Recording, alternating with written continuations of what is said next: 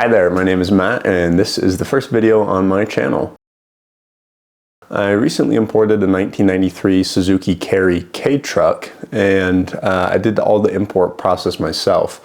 There's a lot of guides out there on the internet, but most of them are in blog posts or Reddit forums.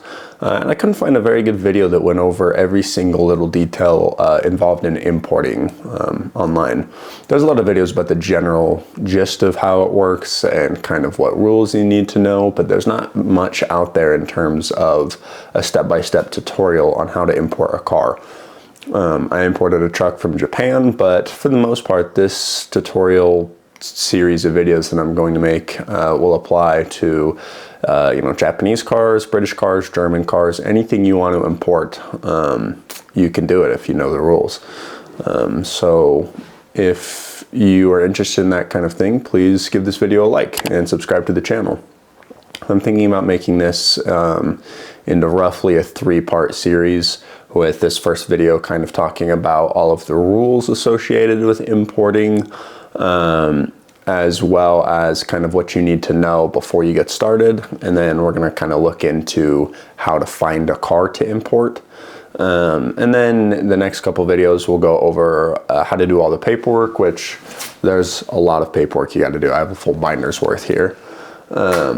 So we're going to figure out how to do the paperwork in the next video, and then in probably the last video for this series I will actually go over what it was like picking up my car from the port once it was shipped from overseas. So if any of that interests you, give this video a like and subscribe, and we will get started with going over the import process. Okay, before we get started, let me introduce you to my truck. What I imported was a 1993 Suzuki Kei pickup truck. This is a Japanese Kei vehicle, meaning it has an engine size of 660 cc's or less. And these are really common in Japan, but not so much in the United States. This thing is a lot of fun. It was very cheap, and if you're watching this video, maybe you're already interested in importing one, but I'll be teaching you how to do all of that. Okay, if you're watching this video, you probably already have some interest in importing vehicles, but I'm going to go over the very, very basics from the beginning so that anybody could follow this guide and import a car, even if they had no prior experience or knowledge. Which means we're going to start by talking about what the criteria for being able to import a car into the United States is. There are basically 3 ways that you can import a car. The first way is if you are importing a car that was originally sold in the United States. So this means you're importing a car that was sold the same year, same model, same specs, everything, overseas or in another country as it was in the US. So for example, if you wanted to import a Volkswagen Passat from Germany into the US, you could do that as long as it had the same 1.8 or 2.0 engine that came in those things that was sold in the US. So for example, in Germany, they have a version of the Passat that is a station wagon that is diesel. It looks like this. In the US, we did not get that version, unfortunately. So you could not import that version. Even though the 2019 Passat was sold here in the US, that specific version of it was not. So with that in mind, if you have a vehicle that is the exact same, same model, same make, same years, same engine, same configuration, then only then are you allowed to import that vehicle into the United States. Even so, once you import that vehicle into the US, you're still responsible for bringing it up to US safety standards and emission standards. This means you're going to have to make the car DOT compliant. You might have to do things like put different bumpers on it. You might have to have different reflector lights. A lot of European cars use a different brake light configuration than US cars. You might have to swap those out. And then additionally, if your car doesn't pass US emission standards, then you can't register it here, so you have to make sure it's up to US emission spec as well. With all this in mind, it's a lot of hassle to import a car into the US, even if it was already sold here. Most people are not going to be importing a car through this method because why would you when you could just buy that very same car in the US, likely for cheaper and with much less hassle? The only reason I could think that anybody would really want to import a car this way would be if they were somebody who is a United States citizen living overseas for work. So for example, if you are in the US military and you're stationed overseas for a few years, maybe you bought a car over there that is eligible for being imported to the US under that rule. You might want to ship your car over here after you're done with your deployment. But even then, in most cases, it's just going to make more sense to sell that car in the country you're at, come back to the US, and then buy the same car here. So if anyone else knows why somebody would import a car this way, let me know in the comments. But as far as I know, this is essentially almost useless. Okay, the second way you can import a car into the United States isn't really importing it at all. It's more so just for driving the car in the United States. The only reason I mention this is because some of you may have seen Canadian license plates or Mexican license plates driving around in the US. This is not technically importing a car, it's just bringing a car into the US on a temporary permit. As far as I know, about the longest you can drive cars that are not from the US in the US is for about a year on a temporary permit. Then you either have to reapply for a new permit or take your car back home where it came from, and you know, you can't basically have that car be in the United States permanently. And I only mention it just because some of you may have seen foreign license plates driving around on US roads and wondered how they got there. For instance, I saw a Mercedes Unimog camper, a newer model that was never sold in the US, driving around with some kind of European plate on it the other day. So I figured I would mention that one as well. Okay, the third and final way that you can import a car into the US is through the 25-year rule. This is what this video is going to be focusing on, and we're going to be talking exclusively about cars 25 years old. So if you had hopes on bringing a car into the US that is newer than 25 years old, you can go ahead and stop watching this video now, because we're not going to be talking about that. It's not really possible other than in the very first way I mentioned, where the car was originally sold in the US. So most people here are probably interested in importing GTRs or Kei trucks or Toyota Land Cruisers, Hilux pickup trucks, all those kind of cars that were never sold in the US. So if you are interested in that, you have to make sure you find a car that's at least 25 years old. A lot of cars that were very, very popular but never sold in the US are just now starting to hit that 25-year mark. For instance, at the time of me filming this video, the R34 GTR is only just barely becoming legal to import through that 25-year rule. So if that's what you're interested in importing, this video is for you. So stick around and we'll go over all the details in just a moment. So some of you may be wondering why there are so many rules around importing cars to begin with, and it's all because of a certain German car company. And if you were thinking about the Nazi-born Volkswagen group, good guess, but no. Mercedes-Benz is the company who is responsible for all of these rules that we have in the US. There's a lot of YouTube videos about this topic. I think Donut Media made one, and I'm sure there's other videos that kind of explain why this 25-year rule exists in the first place. But the gist of it is this. Back in the 80s, Mercedes-Benz was starting to sell more cars in the US. They were opening up dealerships here, and they were selling cars domestically, whereas in the past, if you wanted a Mercedes, you had to buy one in Germany and ship it over yourself. So with Mercedes trying to sell these cars in the US, they basically were marking up the cost of these vehicles to offset the cost of entering a new market and starting new dealerships. And just in general, these Mercedes were more expensive than they were in Germany for the exact same car. Quickly, people began to realize that they could just buy a Mercedes-Benz in Germany and ship it over to the US for much cheaper than they could buy one here in the US. Additionally, there were some things like, even back in the 80s, the US had much stricter rules around vehicle safety. You'll see a lot of cars from this era that were sold in the US have very, very ugly bumpers that are gigantic and unsightly, and people didn't like that, so they preferred to buy their cars overseas and ship them over here. Well, Mercedes didn't like that because they were losing money and they were not really breaking into the American market like they wanted to. So they threw a tantrum and lobbied Congress to basically ban the sale of vehicles from outside of the US if they didn't meet US safety standards. To me, this is a little bit silly because they were basically arguing that their own cars were not safe enough to drive in the US, but nevertheless, Congress agreed with them and said, you're right, Mercedes-Benz, no more cars are allowed to be sold in the US unless they were made specifically to US safety standards. So essentially from that point on, importing cars was banned. You could not do it anymore, with one exception, and that is the 25-year rule. Somebody saw that it was important to be able to still bring classic cars into the US and not have to deal with that hassle. And so they kind of left provision in that bill for the import of classic cars. Which is why we will be looking exclusively at 25-year-old cars.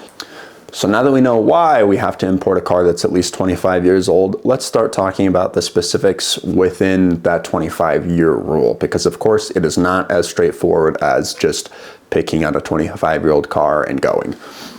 Okay, so once you have found a car that's 25 years old and you want to import it, there's a few things you have to look out for before you buy it. The number one thing is that it has all of its original parts, or at least original parts that are 25 years old. What I mean by this is no engine swaps from newer vehicles into older vehicles. If you're looking at buying some old Civic that's got a brand new motor in it from a new car, that is not allowed. It's illegal to import still. All of the car's major components have to be at least 25 years old. They don't necessarily have to be original to the car, but they have to be original to that car's model year, if that makes sense. So if you're bringing a 1996 Honda Civic into the US, it has to have an engine that was offered on the 1996 Civic. Additionally, one of the other major things that people tend to update on cars is their chassis. For example, the British Land Rover Defender of 25 years ago had an all-steel chassis that was very prone to rust. A lot of people who own those cars over in England have taken to restoring their vehicles and have swapped galvanized chassis into their Defenders, which is a great mod, but it's not legal in the US because the galvanized chassis that they're putting on those Defenders were not sold 25 years ago. So it deems those cars ineligible. So to summarize, your car has to be 25 years old and it has to have 25-year-old components that were originally offered on that vehicle. So make sure you keep that in mind, otherwise you're going to run into a lot of issues. I will mention that I have seen on the internet people saying that they've imported cars with newer motors or newer parts and just hoped that the US Customs Office would not inspect their car. And that's a pretty big gamble to take, especially because, you know, you're spending at least a few $1,000s on these cars. And if you get caught by customs trying to sneak a car in that's not eligible for import, you're either going to have your car seized, you may be charged with fines or even criminal offenses. And really the best case scenario is they say, hey, sorry, you can't import this, and you have to figure out a way to ship it back to where it came from and sell it back in its home country, or basically, I mean, you're going to be out a lot of money either way. So I would say don't risk it. Definitely, I'm not advising anybody to risk importing something illegally in hopes that they sneak past customs, because that's quite a risk that you're running if you do that. So keep that in mind and be cautious when choosing a car to import. Okay, before we get into the nitty-gritty of what it takes to import a car into the US, I should mention there are companies who will do this for you. There's entire companies whose purpose is to import vehicles into the US. These guys are called import brokers, and they will essentially do all of the paperwork for you for a fee. There is definitely some benefit to using these companies. They have experience. They are going to know how to handle all of the little quirks of importing that you might run into. They are going to be able to get things done in a timely manner, and you're going to be able to have confidence that they're doing it right. However, I can't tell you how much these guys cost because I never even looked into it.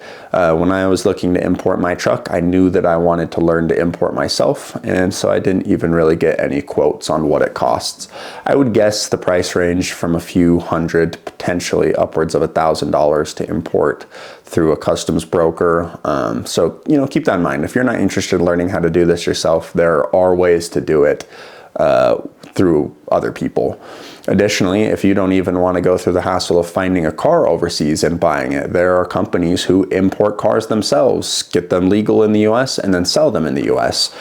Depending on what kind of car you are looking for, there's different websites out there. If you're interested in a Japanese car, there are a lot of websites for that. Japanese Classics is a big one. They sell cars from Japan, but they're US based. If you're interested in Defenders, there's companies in most parts of the country that do that. So keep that in mind, but understand that you will pay a premium for doing it that way. But now that we know all of our options, let's get started with learning how to import cars ourselves. We're going to start by talking about the paperwork. And like I said, there is a lot. I would get a binder and make sure that you keep everything in this folder. It's going to help you keep track of the paperwork that you need to do. It's going to have everything organized so that when it comes time for you to pick up your car at the port, you're not like wondering where you put your paperwork. You know exactly where it is. To get started talking about paperwork, you basically can break it into 3 categories. You're going to have paperwork you need to have completed before you ever even see your car. Once you've bought it, you get the name of the car and the VIN number. Get started on this paperwork. Next, you're going to have some paperwork that you have to keep track of that's going to be shipped from overseas by the seller of your vehicle. You're going to have to keep track of that stuff as well. And then third, there's going to be some paperwork that you need to do at the port and after you've picked up your car.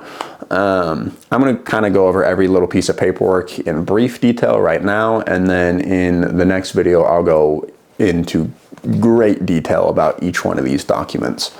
So the very first thing you need to do is file an ISF-10 info sheet. ISF 10-2. What this is a piece of paper that you file with the United States telling them that you are importing a car into the US. This one has to be done within 24 hours of your car leaving the port of the country it's being shipped from. This is probably one of the most important pieces of paper that you're going to fill out at the beginning, because you're never going to use this piece of paper again. This is pretty much just for US Customs to know that your car is on the way. It's very easy to forget about this one because you don't really need it for anything else, but there are pretty severe fines if you don't file this. If you fail to file an ISF 10-2, you may be fined up to $5,000. So you want to make sure you have this one ready to go before you get started.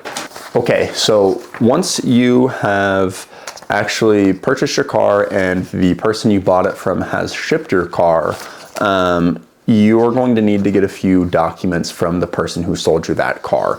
The first document you're going to need is going to be the bill of lading. This is basically a sheet of paper that the shipping company is going to provide that says your car is on their boat. This one is important and you will definitely need this. So make sure you get the original bill of lading.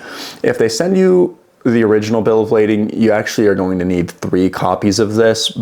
But there is kind of an alternative for that we'll talk about in the next video. The next piece of paper that you're going to need to get from the person you bought your car from is going to be an invoice. This basically serves as your bill of sale. If you've ever bought a car in the US, your local DMV is probably going to ask for a bill of sale. This is how they know how much to tax the car, and basically this is your record of how much you paid.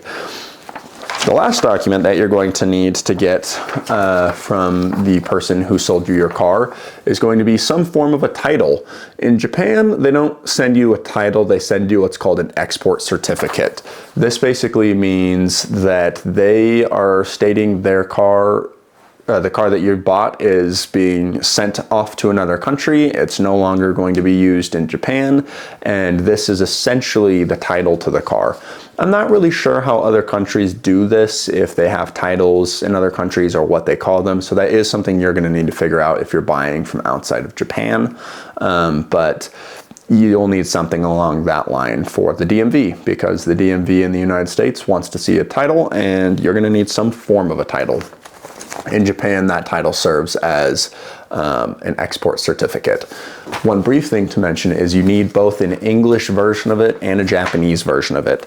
Whoever you buy from may send you just the Japanese version, and you may have to have like a certified translator create a translated copy for you. As you can see here, this is my English one, and it has a little stamp from a translator saying that it was done via certified translation. Other than this paperwork, you may also get a few things like a certificate of marine insurance. If you got that kind of thing, you might get an inspection sheet of your car, or various other paperwork associated with your specific vehicle. But the three that I mentioned before are what you actually need. So, once you have all that paperwork filled out, you can begin, once you've received all of that paperwork from the person you buy your car from, you can start working on the paperwork that you are responsible for filling out. And there's basically a couple major forms you've got to do here. The first one is called Customs and Border Protection 7501 Entry Summary Form.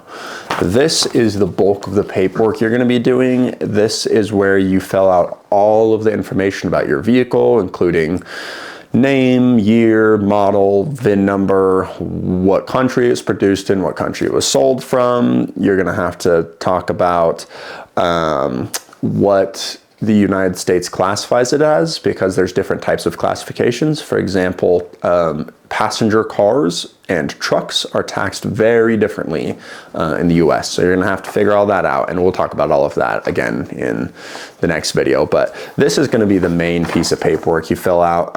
So make sure you devote enough time to filling this out before your truck actually arrives in the US.